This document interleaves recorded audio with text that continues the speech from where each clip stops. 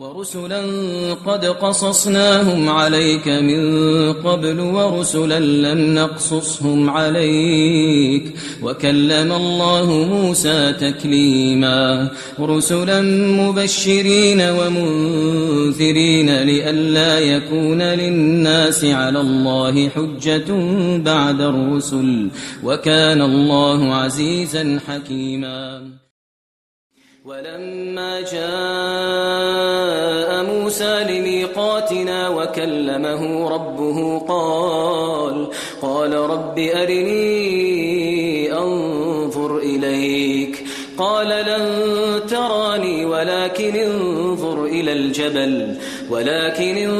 إلى الجبل فإن استقر مكانه فسوف تراني فلما تجلى ربه للجبل جعله دكا وخر موسى صعقا فلما أفاق قال سبحانك تبت إليك وأنا أول المؤمنين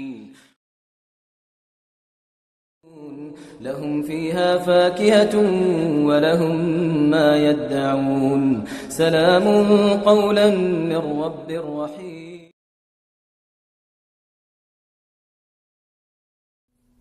فأما عقيدته رحمه الله فيما يتعلق بالقرآن الكريم كان مر معنا في شرح العقيدة الوسطية مسألة تتعلق بالقرآن ظلت فيها طوائف من الجهمية والمعتزلة الذين قالوا أن القرآن مخلوق وأول الآيات التي فيها إثبات صفة الكلام لله عز وجل. فذكر يحيى بن خلف بن الربيع الطرسوسي قال كنت عند مالك بن أنس رحمه الله ودخل عليه رجل فقال ما كنية الإمام مالك؟ أبو عبد الله فقال يا أبا عبد الله ما تقول في من يقول القرآن مخلوق؟ ما تقول فيه؟ فقال مالك زنديق اقتلوه.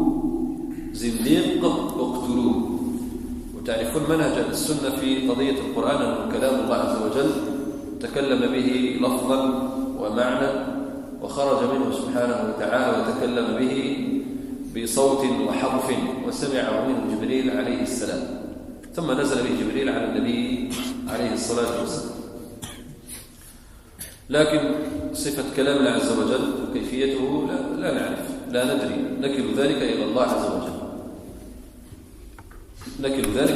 تبارك وتعالى. فلا نقول كالمشبهة أن كلام الله ككلام المخلوق أو صوت الله كصوت المخلوق. نثبت الله عز وجل صفة الكلام دون تشبيه أو تكييف دون تمثيل أو تكييف وأيضا لا ننفيها كما نفاها المعتزلة والجهمية. ولذلك لما ذكر شيخ الإسلام ابن تيمية رحمه الله في بيان منهج السنة والجماعة في مسألة الأسماء والصفات قال دون إثبات الأسماء والصفات الواردة في القرآن والسنة الصحيحة بدون تحريف أو تعطيل أو تمثيل أو تكييف. هذا هو المنهج الوسط. فهو قال زنديق اقتلوه. وكان الإمام أحمد رحمه الله يرى أن كذا البخاري وغيره من أهل السنة يرون أن الذي يقول أن القرآن ليس بكلام الله يقول أن القرآن مخلوق أنه كافر. من قال أن القرآن مخلوق فقد كفر عياذا بالله. وطبعا الآيات والأحاديث في إثبات صفة الكلام لله عز وجل كثيرة جدا من قول الله تعالى وكلم الله موسى تكليما قوله تبارك وتعالى وإن أحد من المشركين استجارك فأجره حتى يسمع كلام الله.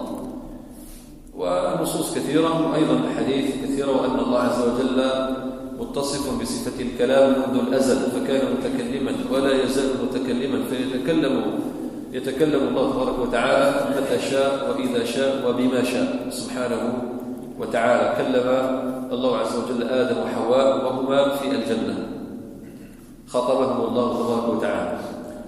وأيضا كلم الله عز وجل موسى كما في آيات كثيرة. وكلم الله عز وجل النبي صلى الله عليه وسلم أيضا بغير واسطة لما أسري بالنبي أو عرج بالنبي صلى الله عليه وسلم إلى السماء السابعة وصل إلى سدرة المنتهى. وهذه كثير من الناس لا يعرفها، أن الله تعالى كلم النبي عليه الصلاة والسلام بغير واسطة جبريل، بغير واسطة، لما فرض عليه الصلاة، لما فرض الله تعالى الصلاة على النبي صلى الله عليه وسلم فرض عليه بغير أو من غير واسطة. وكان هذا لما بلغ النبي عليه الصلاة والسلام إلى سدرة المنتهى وسمع صرير الأقلام، فكلمه الله تعالى في ذلك الموطن.